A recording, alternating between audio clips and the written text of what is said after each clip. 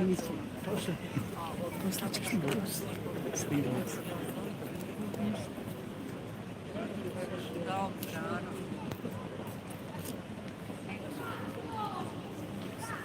Započet ćemo sa obredom blagoslova uskrsnog jajka.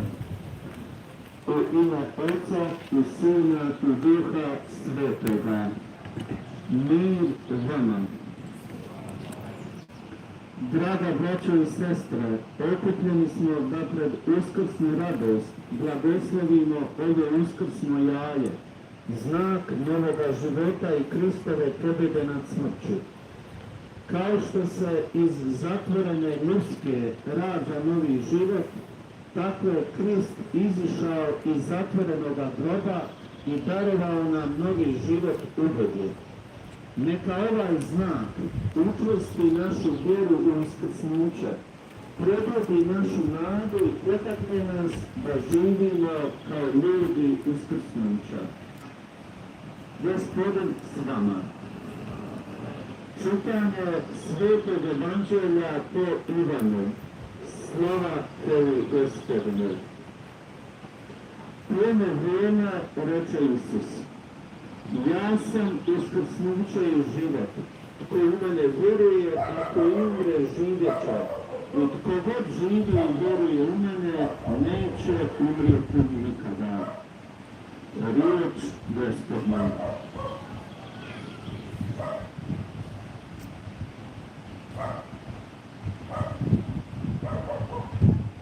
Braćo i sestre, samo kratko tumačenja onoga što danas činimo. Označujemo jajka, odnosno pisanice kao simboli novoga života i Isusova uskrsnuća. Pisanice su još predkršćanski običaj, ali danas su postale simbolom Uskrsa. Simboliziraju prvotno buđenje prirode i novog života. One se tradicionalno daju na dar. U prošlosti su mladići djevojkama, ali i obrnuto, darivali obojena jaja pisanice kao znak ljubavi i privrženosti. Također, šarana jaja su korištena kao simbol izmiranja. Tako se osobe, darivajući jedno drugim šarano jaje, prešutno tražile oproštenje ili su ga davale. Prema vjerovanju, pisanica ili bojano jaje trebalo bi zaštititi od zlih sila. Zbog toga se ljudska od tih jaja mrijela i bacala na polja, oranice i stavljala u staje. Obojena jaja su već nađena u predpovijesnim gradovima. Kod starih Egipćana i drugih naroda postojale su legende da je svijet nastao iz jajeta. Iz tih raznih starih vjerovanja kršćanstvo je preuzelo jaje kao simbol ponovnog rađanja i novog vječnog života. Tako sveti Augustin u 5. stoljeću spominje da je jaje kršćanina simbol Kristova uskrsnuća. Na tek se u 10. stoljeću počinje širiti običaj darivanja tog simbola za Uskrs. Jaje unutar ljuske sadrži novi život koji se rađa pobijanjem ljuske. Kao takvo jaje je simbol novoga života, to Isusova napuštanja groba i uskrsnuća. Crvena boja pisanica simbolizira Isusovu krv, čijim je prolivanjem dao žrtvu za otkopljenje ljudskoga roda. I znakovi na pisanicama imaju svoje simbolično značenje. Krug oko jajka predstavlja vječnost, točkice su maline suze, dok je treput simbol presvetoga trojstva.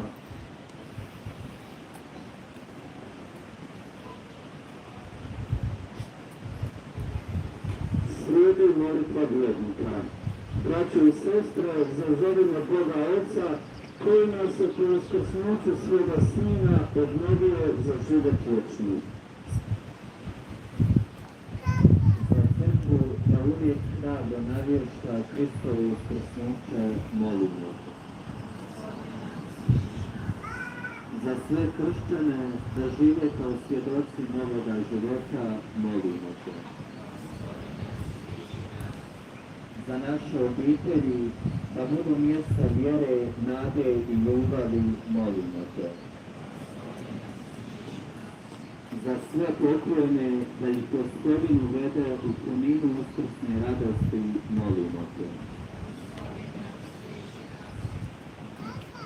Oče naš, koji jesi na nebesima, sveti se ime Tvoje, dođi kraljevstvo Tvoje, budi volja Tvoja, kako na nebu, tako i na zemlji. Kruh naš svakdanji daj nam danas, i otpusti nama dugo naše, kako i mi otpuštamo dužnicima našim, i ne uvedi nas u napast, nego izbavi nas od zla. Zdravo Marijo, milosti puna, Gospodin s Tobom, blagoslovljena Ti među ženama i blagoslovljen plod utrobe Tvoje, Isus. Sveta Marijo, Majko Božja, moli za nas grešnike, sada i na času smrti naše. Amen. Slava Otcu i Sinu i Duhu Svetomu, kako bijaše na početku, tako i sada i vazda i od vijeke vjekova. Amen. Slijedi blagoslovna molitva. Pomolimo se. Bože, izvore života i pobjede nad smrću, Ti si po uskrsnuću svoga Sina, našega Gospodina Isusa Krista, obnovio svijet i čovjeku darovao novi život. Blagoslovi ovo uskrsno jaje, koje je znak života što se rađa i spomen Tvoje pobjede nad Bogom. Daj da svi koji ga budu gledali i sudjelovali u ovoj radosti, budu olačani u vjeri, učešćeni u nadi i obnovljeni u ljubavi. Po Kristu Gospodinu našem. U ime Otca i Sina i Duha Svetoga. Amen.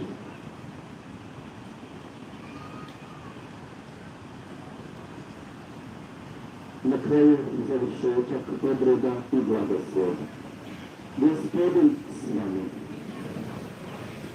I blagoslovio vas svemogući Bog, Otac i Sin i Duh Sveti. Idite u miru. Tako smo završili s obredom blagoslova ovog uskrsnog jajka.